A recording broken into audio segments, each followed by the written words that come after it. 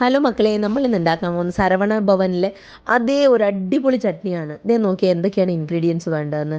ദേ തേങ്ങ, നമ്മൾ തേങ്ങ എടുത്തു വെച്ചു, വെളുത്തുള്ളി എടുത്തു വെച്ചു, പിന്നെ വന്നിട്ട് ഇത് ചട്നിക്കടലയാണ്. പിന്നെ അടുത്തത് ഇതെന്ന് പറയുമ്പോൾ കുറച്ച് പുതിനയില, പിന്നെ കുറച്ച് ഇഞ്ചിയാണ്. ഇഞ്ചി നമുക്ക് ആവശ്യത്തിന് എടുക്കാം, ഞാൻ ഇച്ചിരി കൂടുതൽ എടുത്തിട്ടുണ്ട്. ഇഞ്ചി വേണം, പിന്നെ ജീരകം, ഓക്കെ. പിന്നെ നമ്മുടെ കൊച്ചുള്ളിയാണ്, കൊച്ചുള്ളി ഒരു 3 കഷ്ണം.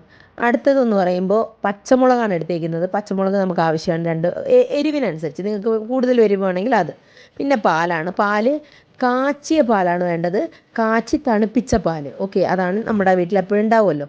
പിന്നെ അടുത്തതെന്ന് പറയുമ്പോൾ ഉപ്പ്. ഇത്രയേ ഉള്ളൂ ഇൻഗ്രീഡിയൻസ്. ഈ ഇൻഗ്രീഡിയൻസ് എല്ലാം കൂടെ മിക്സിയുടെ ജാറിലോട്ട് ഇടുന്നു. ദേ ഞാൻ അരച്ചു ഇങ്ങോട്ട് ഒഴിക്കുകയാണ്. ദേ ഈ ഒരു കൺസിസ്റ്റൻസിയാണ്, നിങ്ങളുടെ ഇഷ്ടമാണ്, നിങ്ങൾക്ക് ഏത് കൺസിസ്റ്റൻസി വേണമെങ്കിൽ അത്രയും എടുക്കാം.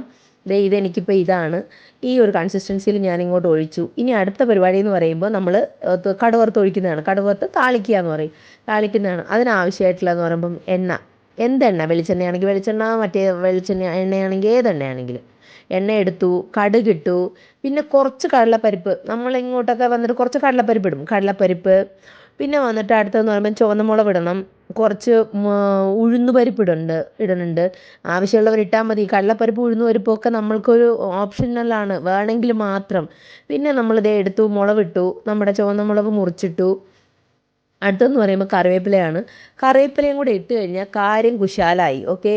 ഇത്രയേ ഉള്ളൂ പരിപാടി. ഇതും കൂടെ അങ്ങോട്ട് ഇട്ട് ദേ ഇച്ചിരി അങ്ങോട്ട് കാച്ചി അതിലോട്ട് അങ്ങോട്ട് ഒഴിച്ചിട്ട് നല്ലതായിട്ട് അങ്ങോട്ട് മിക്സ് ചെയ്തിട്ട് ഒരു ദോശയോ കുറച്ച് ചട്നിയൊക്കെ എടുത്ത് കഴിച്ചു നോക്കും. അടിപൊളി. എല്ലാവരും ട്രൈ ചെയ്യണം കേട്ടോ. ട്രൈ ചെയ്തിട്ട് എന്നോട് അഭിപ്രായം പറയണേ.